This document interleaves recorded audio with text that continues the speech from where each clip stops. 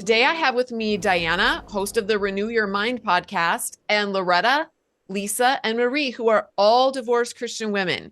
And we're going to be talking today about sex and dating, sorting through purity culture baggage and your own desires post divorce. So, this is called this, as Diana calls it, the I sex call it the episode. sex episode. And actually, And Diana has some caveats that she wants to yeah, share.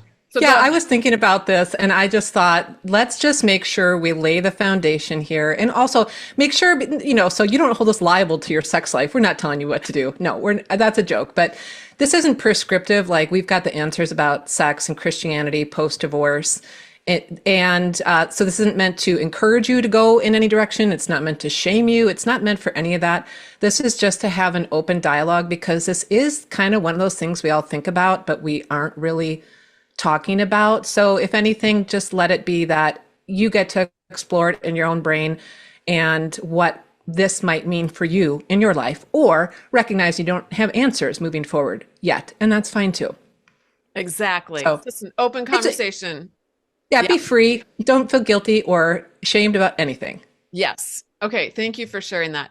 All right. We're gonna actually go back to the start and talk about messages that we were maybe raised with as small children or teenagers about sex, about men, about our bodies, and how these messages and these teachings and these things that we were programmed with shaped our expectations for marriage.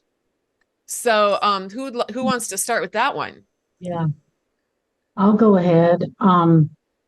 I grew up in and out of the church, and what I mean by that is we were active sometimes and not, but it was still a Christian uh, household. I don't remember a time that I did not believe in Jesus. So, of course, that shaped my thinking.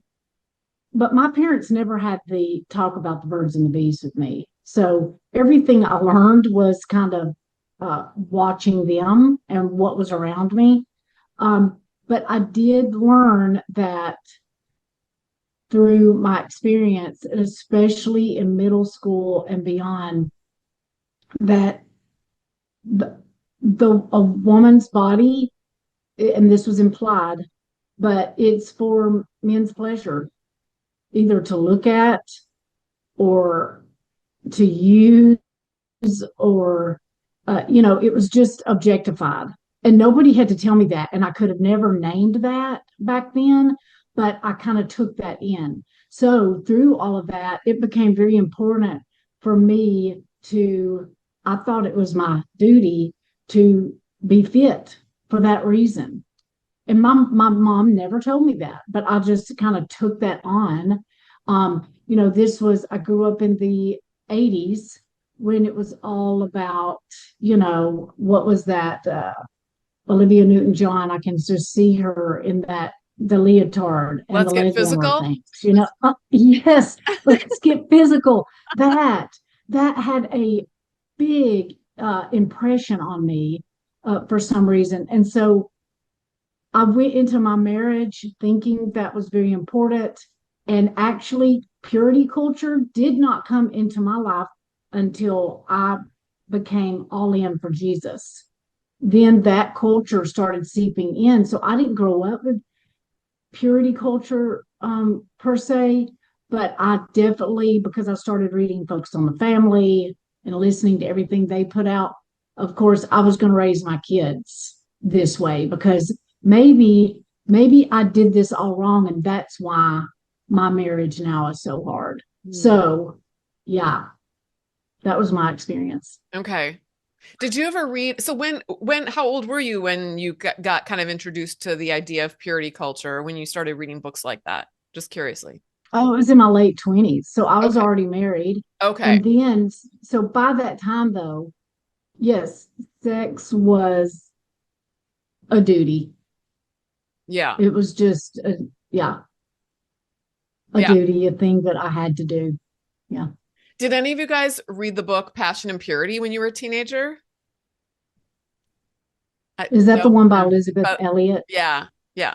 Yeah, I didn't read it, but I've heard a lot about it.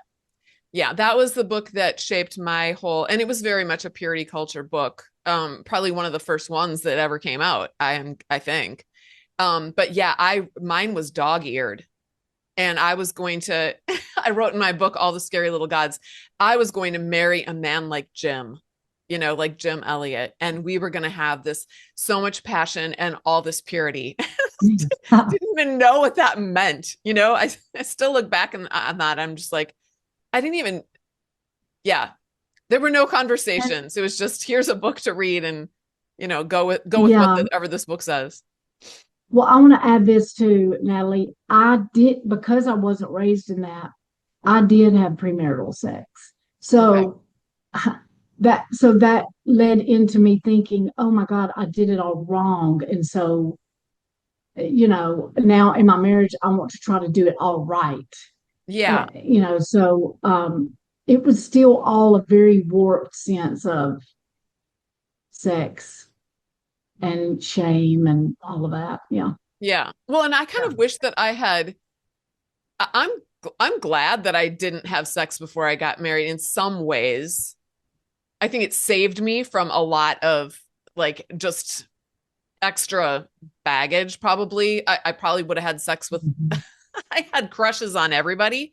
So but at the same time, I wish my motivations would have been different than what they were. I didn't have sex because I was scared that God wouldn't love me or that I'd be rejected or that, it was like fear-based reasons for not doing it rather than just my personal empowerment reasons for not doing it. Does that make sense? So that's what I just wish the story would have been a little bit different in my brain about why I was choosing not to. Anyway, Lisa, do you have any thoughts on this? Yeah, I don't think I would have said that growing up that was an impact. The purity culture wasn't. Um, but when I became a Christian, when I was a junior in high school, and I knew, like, I don't know, from the beginning that I wanted to save my sex, my first time with sex for my husband. And so that was probably a personal just standard that I had for myself. And I did that. Um, but my husband at the time was like 8.5 years older. And so like it was as if I was looking to him because he had been married before, he had had sex before, obviously, he had a kid and all the things. So like subconsciously, I came in as the sub party to our sex life. Like he was the teacher, I was the student. And it had that kind of a dynamic. And then I went hardcore into the purity culture in the church that we were in. And so then it was the book Created to Be His Helpmeet. Mm-hmm. And I had that all dog-eared, and that's no longer in my possession. but um but just wanting to be that good Christian wife was so much a driving force for me, and knowing that my role was to make sure that he was happy, and that meant sex. Yeah. And so I think that that influence, and then take it a leap further. Like I wanted that purity culture, and then throw in the homeschool culture that said, well, we're doing what God wants. And, I bought all of those things thinking I was doing the right thing for my kids. And so it was all fear based. It was so fear based. Yeah. Yeah. That's what I remember growing up with. I wanted to have sex. I was looking forward to being married and having sex, but there was so much fear around the whole thing and no education. Just no education around it. I didn't really even know what an orgasm was until I was 50. We'll talk about that later. I just want to add in, this is Diana, in a nutshell, I think, this will give away my age, but let's talk about the 80s, where it was, Stay a virgin, big in the church youth groups. You know, you never give that away. Stay a virgin. And then also my friends would be like, check out my dad's Playboy collection. Or I'd walk by someone's house. I lived in this city, you know, right by the outskirts of Milwaukee, and houses are close together and just people everywhere. And this one garage I would pass every time I was walking, this guy had plastered centerfold pictures up all in his garage. And then HBO was getting big with, and then they were putting on smutty movies at night, and everybody suddenly had cable in the 80s. So there was this weird both. You get both. Like men just love naked women and they can't get enough of it, and be as modest as you absolutely can. And then like this dichotomy in our brains to try to figure it out and then just go into life that way. And we could unpack this one kind of topic we've jumped into probably for the entire episode, but I think that just sets up how it's confusing. And now, even as we've gone through marriage and we're on the other side of it, if we haven't figured out what we think about all that stuff that has influenced us, we might still have confusion today. Yeah. Oh, I'm wondering if any of you guys experienced this. In one of the churches I went to after I was married, one of the pastors loved to talk about sex all the time. And he basically taught us when I was single, he worked with the single people, and he was married, but he talked a lot about how, you know, men just want to have sex all the time. And so when you get married, you need to be giving your man sex as much as possible. Like they need this. And it was that whole story. But then I married someone, actually, both of my husbands were like this. I married two people, and plus I talked to friends who were married to people where the men weren't like that at all. They were actually, the story was actually flipped. Now, I didn't really care if we had sex or not, but a lot of the women that I've talked to, they actually wanted more sex, and the men weren't that interested in sex.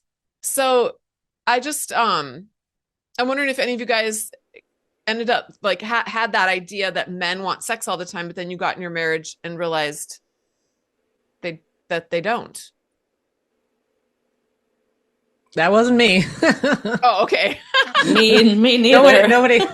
Okay. But I had a friend who was in that situation. She wanted it way more than her husband. It was very frustrating for her. Okay. And then still trying to unpack the messages of what it's supposed to be in your marriage, which at the least our churches are like, don't have sex outside of marriage. In marriage, have it all the time. That's kind of what in a nutshell message. Yeah. Yes. Well, I'm glad I said that because I know there's people listening who probably can relate to that also. But I wanted to at least put that out there to just say that all men are not the same. They're all not horn dogs, you know, and not all women are like cold bitches, like some people might say. Well, Exactly. And Natalie, what that did for both male and female, husband and wives, is if it didn't look like the church told us it was supposed to be, which is men want sex all the time, wives give it to them. If the man didn't want as much sex, they thought something was wrong with them. Yeah. And if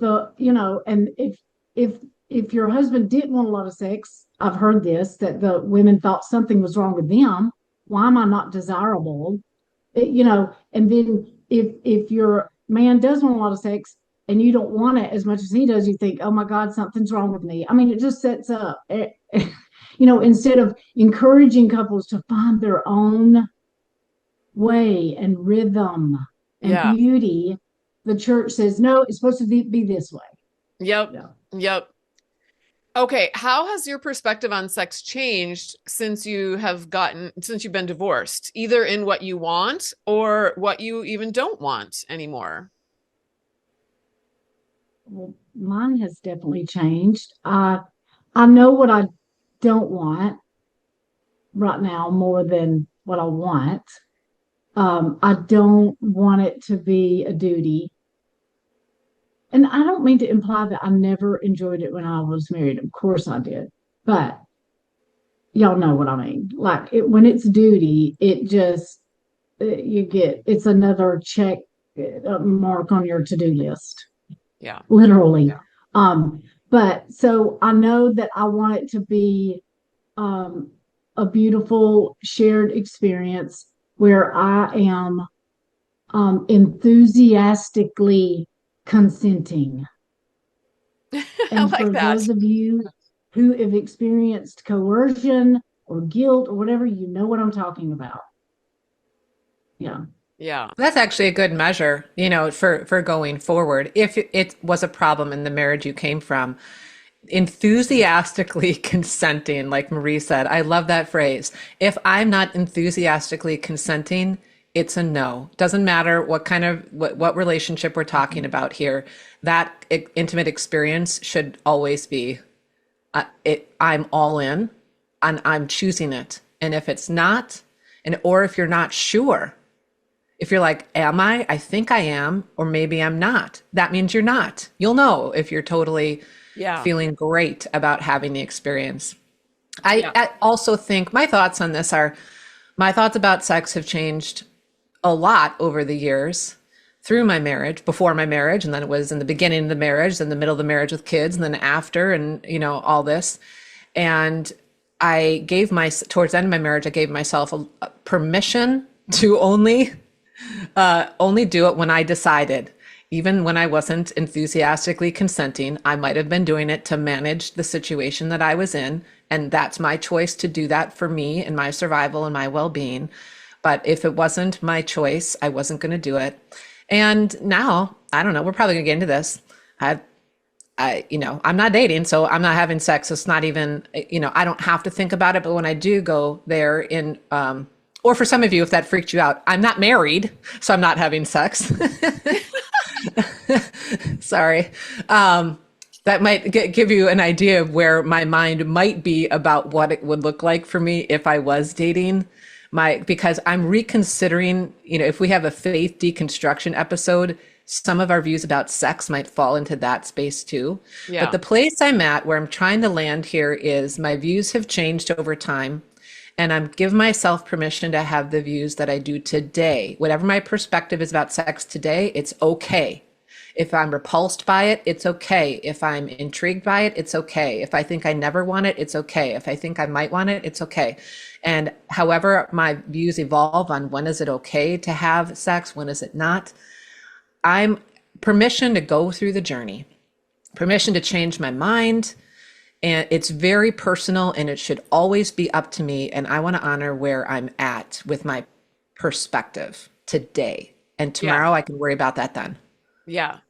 I think a lot of us that are on this panel, and this may not be the case for everyone who's listening to this podcast, but the world that we all have been involved in, as far as like the advocacy world or whatever is, and our experiences in our marriages were that we were in marriages that were emotionally, spiritually, sometimes physically, financially abusive. So when you're in a relationship that's dysfunctional in those extra special ways, sex is going to be impacted by that, because you can't. Well, I mean, actually, I have talked to you. It is possible to have like great sex. That can be the only thing that's good about your relationship. But for the most part, most women that I talk to that have been in abusive relationships, that part is impacted drastically by everything that's going on in their relationship. And so then they don't experience what it means to have sex that's vulnerable and real and amazing and whatever. And I was talking to a divorced woman who grew up, who was very conservative, and she got divorced and she had a terrible sex life her whole marriage. And she ended up getting into a new relationship with a man. And she was like, she's not married to him. In fact, they went on a trip together before, like really pretty early in their relationship. And she said, I did not know that sex could be so wonderful. I had no idea. And so I was happy for her. I was happy that she got to realize that, because many women, I think, never ever get to realize that. And sex is, as my view is, I've realized, sex is a gift from God. God created our bodies, not just men's bodies, but he actually created women's bodies to experience pleasure. That's what I discovered when I was 50. And there must be a reason for that. There must be a reason for that that's beyond procreation. Otherwise, it would just be a thing that you do to procreate, and it wouldn't have so much awesomeness attached to it. So I was happy for her. I'm kind of like, I don't really know where I land on all the morality of it and everything right now. And I'm not interested in that because I just let, that's why you guys are all here to talk about your ideas. But I'm glad we're having this conversation. And I think it's important. So some of us, like myself, for example, are content without a man or without sex in our lives right now. And others really miss it a lot. And I know there's people in Flying Higher, which is mostly made up of divorced Christian women, who really, really miss it. And they want to experience that. And I feel for them. There is a little part of me that's like, should I want to? Maybe that part of me does kind of want to, but the rest of too much of me, too many other parts of me don't care. But I want to acknowledge that some of us really want to experience that. But I'm wondering with you ladies, where do you land today and how did you come to that place? I can speak to that. This is Loretta. Um, but I do have to tell you, actually triggered something when you said something about being a cold bitch. I Oh, spent years feeling so guilty because I felt like I didn't love him as much as he loved me or that I was supposed to. I mean, I felt so guilty about that. And he would say I was cold and he would read books trying to figure us out and he would say, "Oh, you fit into more like the man thing. You don't really have emotions." Um and I was like, I used to, right? And what I've realized since then, and a lot through all the education through Flying Free and Sheila Gregoire and things, is what it was, is didn't have that emotional connection because of the pain and him shutting me down and censoring me, just all the control. It doesn't bring out wanting somebody, right? right. And so then you're left with guilt that you don't want somebody, probably from, marriage counseling and all the things that happened before, or the premarital counseling, but since then I kind of, oh, that's why. It wasn't that I was a cold person. It's just that I didn't have an emotional connection. And that's what I do want. And I know that when I can't even imagine having someone in my bedroom right now. Like I really can't. But I think it's because the idea of meeting someone that's really my teammate and that I feel close enough to seems like a unicorn right Yeah. now. Yeah. Yeah. And so, but I have to say, I have been all over the map, back to your original question, with just where I'm at with it and dating and getting out there. But at first, when I first filed, and I'm like, going through that about 6 months in, I thought, I need to hurry and meet someone because I'm getting more wrinkles. And if I wait later, nobody's going to want me. So I hurry. So my girlfriend encouraged me to get on eHarmony. And about a week in, I felt like sick to my stomach. Like, this is what's out here. And it just brought all this stuff up inside of me, right? And Patrick Doyle, I had listened to him and he encouraged people, just get on the apps, you don't have to go on a date, just to kind of learn things about yourself, right? And then I went to I'm never going to meet anyone. Everyone's complimentarian. I can't do this anymore. I mean, I just felt sick, so I had to shut it all down. Which, by the way, my ex found out about it because my son spied on me about that. And then I thought, no one's ever going to want me. I went through that because I had 4 geriatric pregnancies. And like when my youngest graduates, they're going to think like, oh, your grandma came to your graduation because I'm just a little older, right? So all the people I meet are in just a different season of life. They have the grandkids and they're wanting to retire. And I'll see, profiles that say, I want someone to travel with now that I'm retired. And I'm the soccer mom still, literally. If I could be, my ideal person, honestly, would be somebody who travels for a living and I meet them, if they have their hotel, I'll meet them once a month, right? And then we just do our own lives and talk on the phone once in a while, right? While I'm driving to take my kid to carpool. So it's a tall order, but anyway, and then the other thought I had was I've kind of come to, pause. This is just not the right season for me. I went through that. I'm really busy. I have 4 teenage boys, and it's just not the right season. But now I've kind of come into kind of a little curious again. I went and visited one of my butterfly friends, and I said, I'm not paying for anything. She says, oh, this one's free. You get 10 free. So she hooked me up on an app, and we laughed so hard, swiping left and right. I mean, it was hysterical. But what I learned about myself in all of that was that it doesn't have to look a certain way. I was scarcity mindset. If I meet someone, great. If I don't, fine. And it's just really, now I'm coming to a place of healthier place, I think, just curiosity. I wonder if we would jive. I wonder, it's not about whether they're going to like me or I would like them. It's just, are we a match in our area of our life, in our wants? I mean, if somebody can't laugh with me or laugh themselves, it's a hard no for me. I mean, I went through that for years, but yeah. So it brings up a lot inside of you to step out into that. And I haven't gotten the courage to really like dig into dating consistently or anything like that. And that's probably another layer of the onion I need to peel. So, or not, I mean, like you can, yeah, like it can be like just 1 week you can feel like doing it, and the next minute you can not feel like doing it, and you can just like go with whatever you're thinking in the moment. Kind of like how you tried one and then got out and then tried another one and laughed, and like right. Yeah, and it's great. Yeah. Giving myself permission to just be wherever I'm at on whatever day it is, right? Exactly. So Yeah, just give yourself permission. Be, right? I mean, that's the chapter that I'm in right now. And I'll look back. I was 25 when I got married, and I had this mentality that, I was going to be an old maid. I was the oldest. I had 2 younger sisters. They were both married, and I was still not even dating.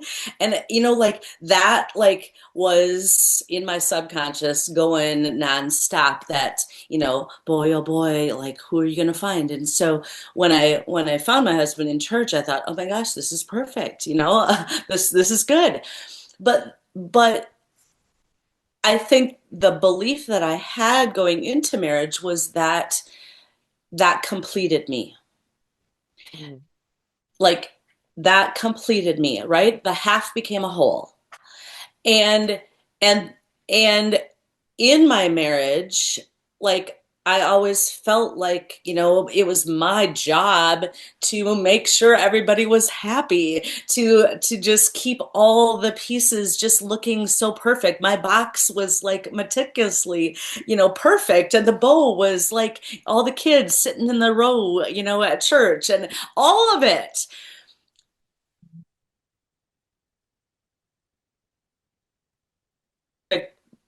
Box and bow, and still be living because I was slowly dying on the inside. Now that I'm on the outside and my box is shattered, right? That perfect box that I thought was so important to me.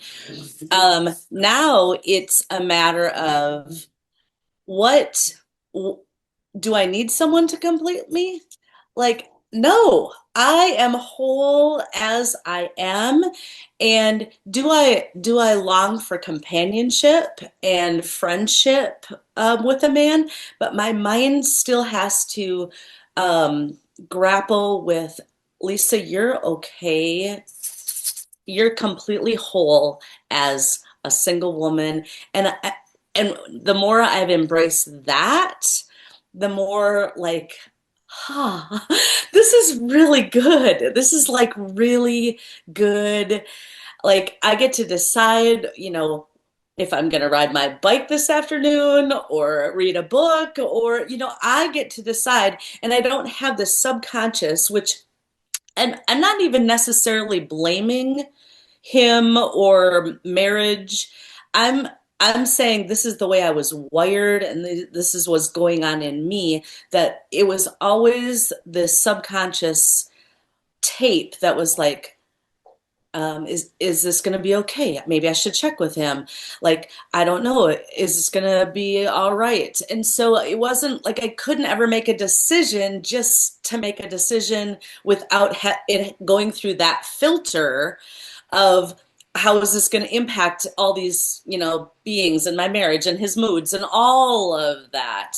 So for me, this chapter, and I'm just a little over a year out of the marriage, of the divorce being final. I'm just learning how to be my own best friend. And that is, it can be scary, right? I'm here by myself. My kid, my youngest girl still lives with me, and so she's gone for the weekend with her boyfriend. And so I'm like, okay, Lisa, this is just you. Like, what are you gonna do? What would you like to do, Lisa? Do you want to take a bike ride this afternoon? Maybe, clean this, do that. It's it's realizing that that is enough. Just having God and me in conversation, and having that friendship with myself, respecting myself, and thinking of what I need, taking care of me. Like, oh, I think Lisa needs a massage. So guess what? She schedules a massage for Lisa because I'm my own best friend, right? Yeah. So I think that piece for me has been, that's why I'm not ready to date, because I'm still figuring out this piece, and I don't know if it'll ever come to it, but for me, dating just muddies my waters and I'm not clear yet. Hmm. Yeah, that's well said, I think. I kind of with you. Marie, you have experience with dating, right? Can you share some of your where you're at with all of that? Yes, I have. I am very happy in my life right now. It sounds like Loretta, Lisa, Diana, all of us are, right? Like we love that freedom, autonomy, without having to think about managing anything else or anyone else. So I love that. And but I do land in the middle where, yes, I eventually want a companion. Um, and so, yes, I have dated, and but when I say dated, I've only dated one man exclusively, and that was for, a short time. And the beauty of it is we're still friends. And but I have been on the apps. I've been on eHarmony and Bumble, and I have learned that, man, it's really been a great and beautiful experience. Loretta, I'm like you. There have been times I'm like laughing my head off, just at whatever about what's out there. But I have met some of the greatest people. And what has really surprised me about it all is I don't know why I thought this, except that my ex he did say this a lot, but I knew it wasn't true. But he did not believe that men and women could be friends, like really friends. And because I grew up with three sisters and no brothers, I always wanted male friendships. But of course, I couldn't really have male friendships when I was married, because my husband did not appreciate that. But oh my gosh, I have made some really good friends from the dating apps. So we realize there's not a romantic connection, but we're friends. Oh, wow. That It is is so cool. I beautiful. love that. Yes, it is so cool. And one of them, actually, he's a civil engineer, and there's some work going on across the street. And so I was wondering about some things. Well, I called him to ask him some questions. We texted and talked back and forth for 3 weeks because he was trying to help me figure out something. It's just, Yeah. I love that. Yeah. Yeah. So My it's been daughter, a good experience for me. Now I've paused. I've paused right now on the dating thing, but yeah. my daughter, she just got her first job after out of beauty school, and one of her coworkers is a guy who she just adores him. And she's like, one of the things I love most about him is that he's gay. So I don't worry. It's like, we just have so much fun together and I don't have to worry about what he's thinking or that he's, trying to get my pants or anything like that. We just have so much fun together. And, yeah, I hear what you're saying, Marie. I grew up too with just sisters, and maybe a lot of my crushes, as you were talking, I had this epiphany. Maybe a lot of my crushes weren't, because I would not, when I had a crush on a guy, I wasn't thinking about having sex with them. They were so fascinating to me. They were just so interesting. They were just so different from my sisters and my girlfriends. And they were so much fun. And I just wanted to Well, hang out with them. right. It's that male energy. I was just talking to someone about that. Like, male energy is different. It just Yes. is. And so I always wanted that, and so that's what dating more than anything is giving me that experience of having what your daughter's experiencing though right now, Natalie, is safe. She feels Yes. safe with that person. That's what I've experienced. And it's been such a healing experience for me to experience men that are safe. Wow. Now there's been some unsafe ones.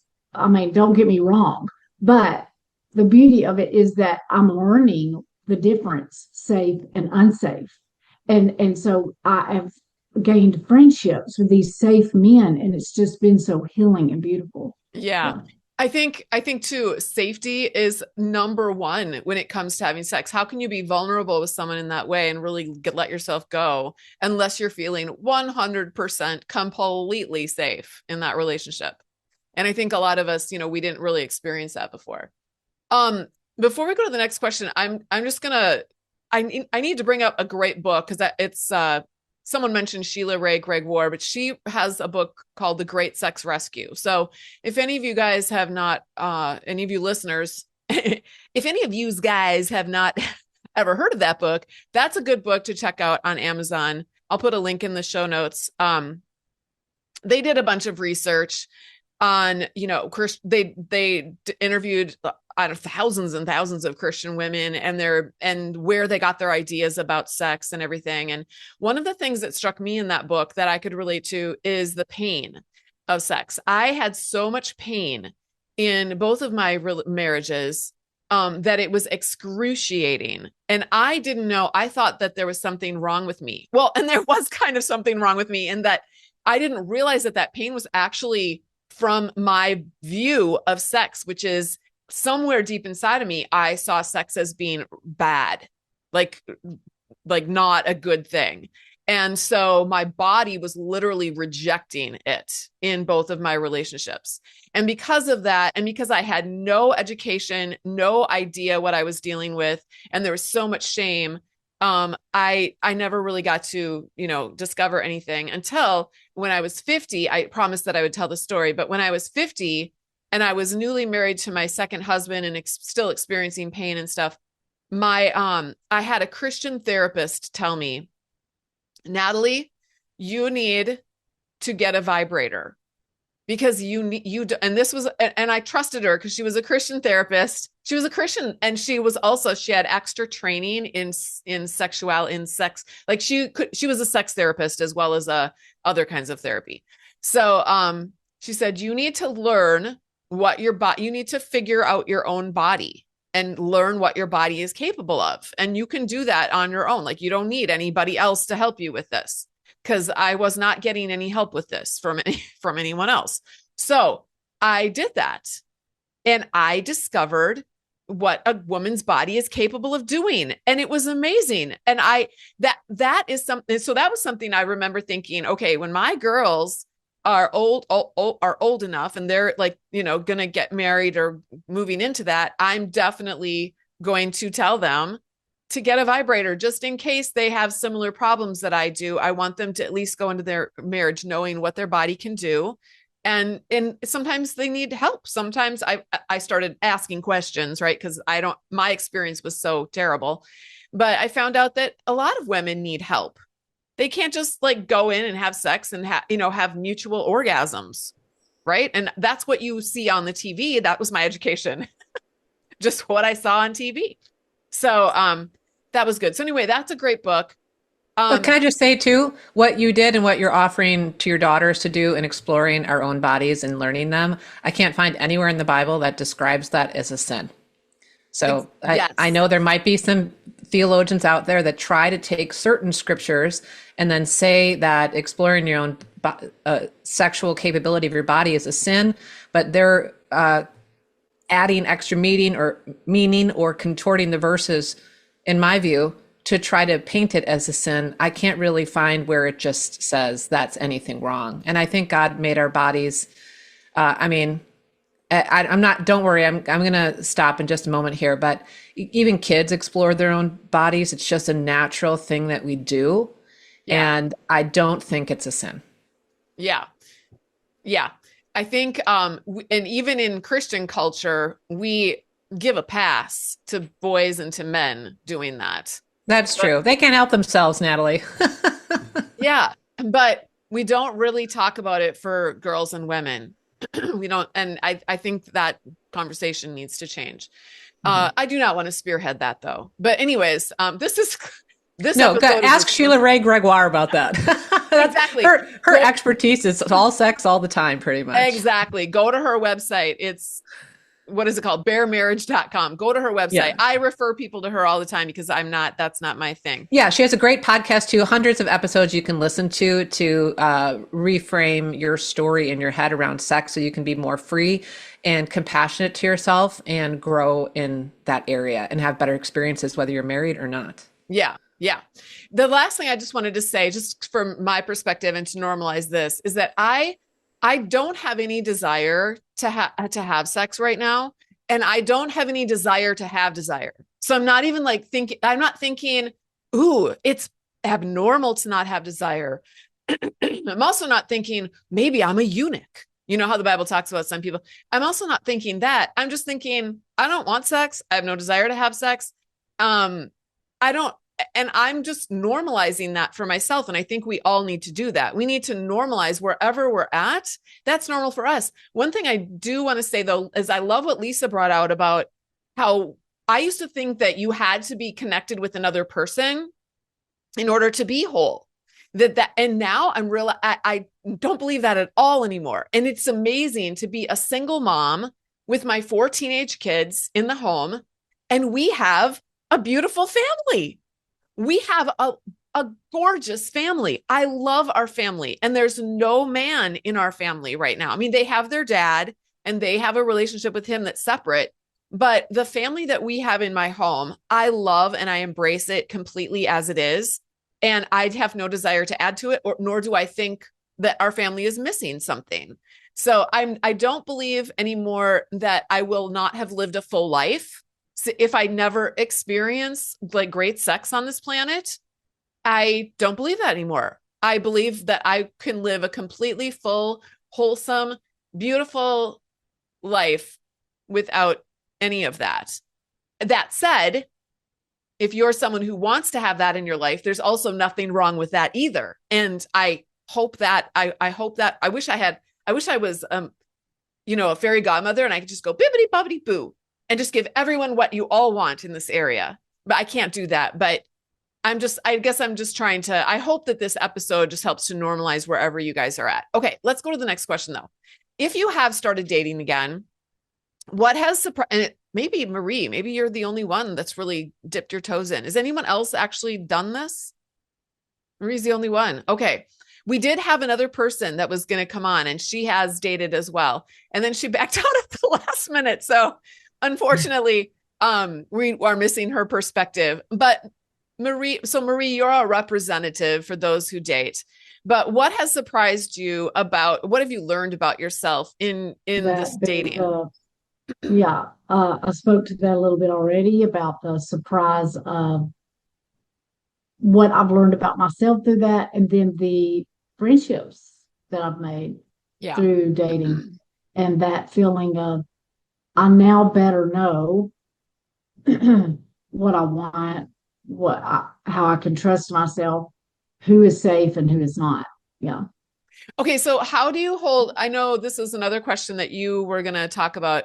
how do you hold space for both your faith and maybe give a little bit of your background too about some of your recent training and what what your passion is, what you love to do as a career and as, what you've dipped your toes Yeah. in, and talk about how about bringing faith and desire together, especially when, church culture taught you that those things couldn't exist or coexist. Yeah. And that is, specifically for women, I think we believe that we need to suppress our emotions. Anyway, first, before I get into that, a little background. I just finished my training as a spiritual director.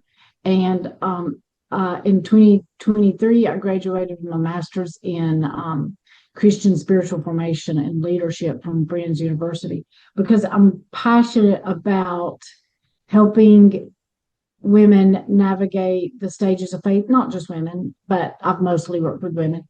The stages of faith, kind of untangling their faith from man made traditions and knowing themselves better. And so part of that is realizing that no, we do not have to suppress our emotions and our desires. In fact, desires point us to the good things that God has for us. Now, do they get disordered? Of course, but that's just part of working it out. But we don't, if we suppress those, we all know this, it usually comes out sideways as we squish those down because we are people of desire. And I don't know if y'all have heard of Becky Castle Miller, but she is a professor at Wheaton College, and she's actually working on her PhD about emotions and and discipleship, specifically the emotions of Jesus. So she's talking about the importance of emotions and how important they are to a healthy Christian life. And so our emotions point to desire. Whenever, or desire is a very important emotion. Those things that we long for point us to good things. If you think about all of us right now and how we're growing, your desire is driving that. You have connected more with your desire in these past few years to point you to the life that God has for you. Mm-hmm. And so really that's what's happened. So faith and desire coexist. They can't help but coexist. It's a both and it's a beautiful dynamic in the way that God created us. And so it's just, we just have to trust that when we have a longing, we can learn to trust that inner knowing in ourselves and say, where is this pointing to? My longing for a companion. Okay, what is that? And I've realized that through dating, it doesn't necessarily have to come from dating. I've realized that when I do a meetup event, which we just get together and we do different things, my heart is very, very full. So what I crave is connection with somebody else that does not necessarily have to come through, companionship or partnership. So it's just really paying attention to those things and reclaiming. I think we're all in that phase of reclaiming our desire.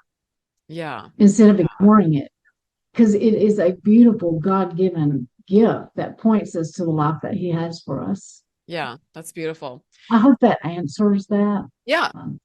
I think we're gonna smush two questions together that kind of actually piggyback off of that. And let's talk about our boundaries or our values, because I'm sure there are some people listening going, well, what now? Are you just like floating in an ocean with no values or boundaries where you just, whatever wave takes you, then you're just going to go with it?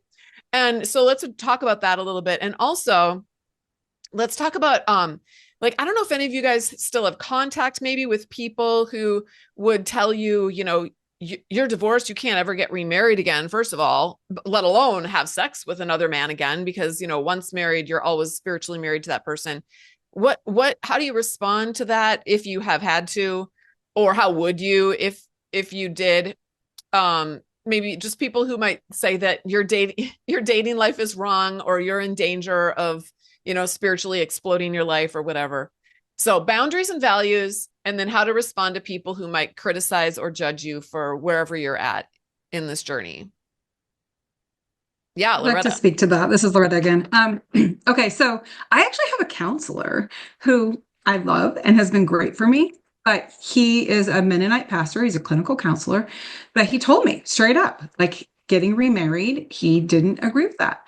And I'm like, I was, steeped in flying free, flying higher, all of that. And so I was learning all this stuff, and I'm like, I don't need him to agree with me in order to get great counseling from him, right? I'm not planning on getting married next week anyway. But I also, because of the model, because of being trained in coach certification with Diana, with the mind shift tool, this cognitive behavioral therapy, I'm like, oh, when someone kind of presents that to me, I have a lot of, very religious family members, or somebody says something, I think, that's interesting. That's just their belief. That's their thought. And oh, of course they think that. I thought that for years. That's how I ended up in the marriage I was in, because I had these strong beliefs. And it's okay that they do. It doesn't shame me anymore. I'm like, that I see that's how they think. So being able to kind of run a model on how someone else is thinking has freed me up a lot. I used to worry that people would think like that I'm the scarlet letter, divorced and all of that. I don't think about that anymore. It doesn't even cross my mind when I'm having conversations with people, where 2 years ago, it's like stumbling over my words. What do I say? Yeah. So, and also I think I have more trust going forward and not any rigid boundaries. I know several people in my life who got married because they were afraid they were going to get pregnant, or because they couldn't live out of wedlock and live with someone and, be shacked up, so to speak. And it was a disaster. Had they just lived with the guy for like a week, they wouldn't have gotten married.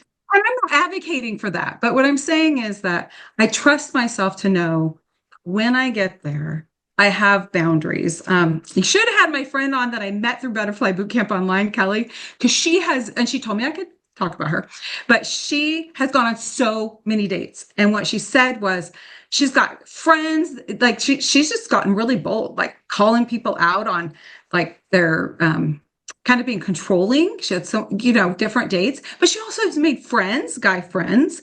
And she's taught me, I did go on one date. I wasn't going to share because I was kind of embarrassed, but I did go on one. And what I learned was you really need to talk to him on the phone first.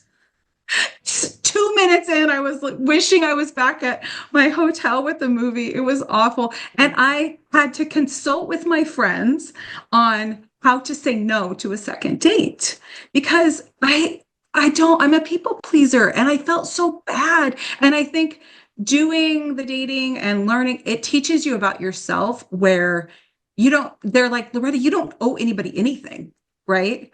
And that I thought, oh, doing this has taught me where I need to grow, or I want to grow. Not that I need to, but that I really want to grow, and being able to just turn loose and not have expectations, but also not managing other people's emotions. I've done that my whole life, really.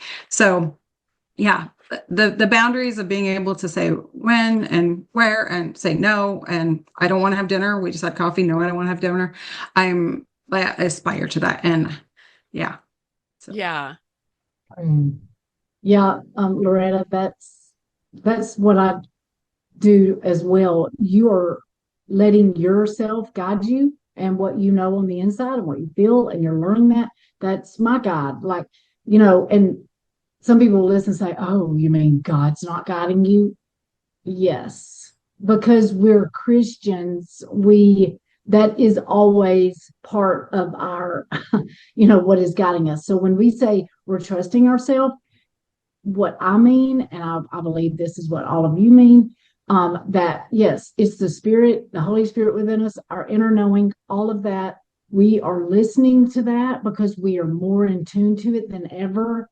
Yeah. And that is the boundaries that guide me. I went on a date one time, and the guy, we'd had lunch. Literally, we had talked on the phone twice, very short, went to lunch, and then he said, can I hold your hand? And I said, that seems a little fast. And, but I held it anyway. Okay. That was like 2 years ago. I would not do that now. Like, Yeah. there's no, I mean, like, and of course we didn't go on a second date, but like, but anyway, I'm learning how to, that's what I'm saying. Like, I'm learning myself, and I'm the guide, I'm the boundary setter. So that's the boundaries and values, and Right. it's knowing my values, and then getting stronger in my boundaries. And that's what I And heard as Loretta saying too. Yeah. and to clarify that, as far when I say I trust myself, that's because I've done all of the education Yeah. through the kaleidoscope, through Sheila Rig Rigor, right? Right. As far as that podcast episode about hanging out with fools, oh my goodness, changed my life. So I become black belt level manipulation detector. So, and that is a gift from God. That is education that I Yes. got, I feel, because Yeah. it talks about it in the Bible, right? But also, so when I say I trust myself, I'm thinking, and I've actually witnessed my child do this with a coach, two coaches trying to decide between teams. And he recognized the one that would be the best, that wasn't kind of using a little coercive control and or kind of Mm. coercing him. And I was like, wow, this is seeping into my home and my kids being able to make wise decisions. And that is from God. God gives that to us, but we shut it down to be people pleasers, to follow some warped blasphemy idea of what a Christian is. And I mean, don't even get me going on that. That's a whole other We'll do podcast. a whole season on that. Right, exactly. Exactly. Steeped in spiritual abuse. And oh, and being able to, I have to say, if you have sunglasses and you're starting to date, they're